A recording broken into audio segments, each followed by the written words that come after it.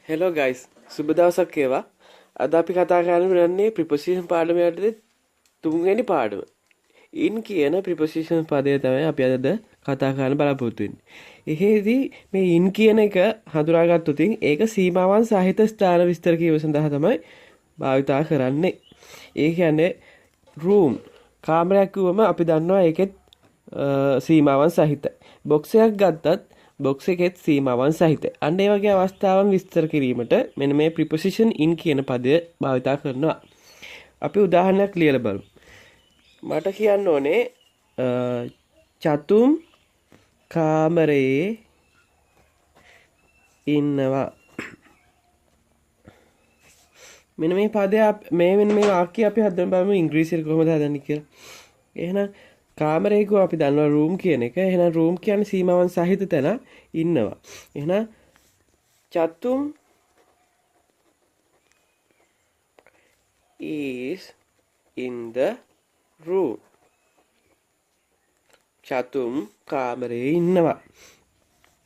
ඊට පස්සේ අපි උදාහරණයක් ගමු. මලක් තියෙනවා පෙට්ටිය ඇතුලේ. මලක් පෙට්ටිය ඇතුලේ නැතන් තුල තියෙනවා. නැත්නම් ඇත. එහෙනම් අපි මේක කියමු. There is a flower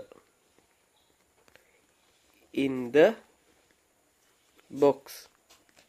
හරි. මීට අමතරව අපිට මේ in කියන පදයට එක කතා කරන්න පුළුවන් වේලාවන් සඳහන් කිරීමට. ඒ කියන්නේ in time. in time කියලා කියන්නේ වේලාවට. හරිම වේලාවට. අපි හිතමු 10:30. එහෙනම් 10:30ට මොකක් හරි වැඩසටහනකට සහභාගී වෙන්න කියලා කිව්වා. අන්න ඒ වගේ අවස්ථාවකදී මෙන්න මේ in time කියන වචනය පාවිච්චි කරන්න පුළුවන්. මේ විදිහට කමාන්ඩ් දෙන්න පුළුවන්. you be at the hospital කියමු. hospital in time.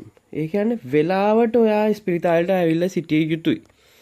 මේ විදිහට අපිට in කියන preposition පදය පාවිච්චි කරලා වාක්‍ය කොටා ගන්න පුළුවන්.